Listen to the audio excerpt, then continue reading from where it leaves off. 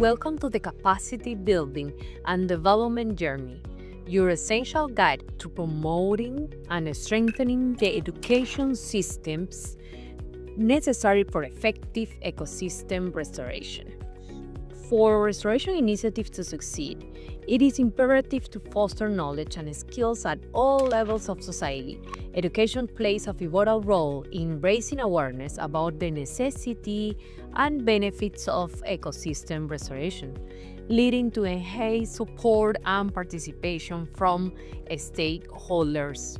In this journey, you will explore how to create effective awareness campaigns that inspire action, best practices for integrating restoration principles into formal education systems, methods for identifying relevant audiences and communication channels, tools for monitoring and evaluating the success of your communication efforts.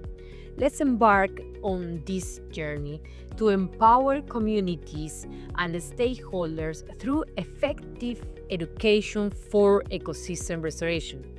In this first task, we will discuss the importance of learning and knowledge sharing in promoting restoration efforts and how it can lead to a stronger stakeholders buy-in.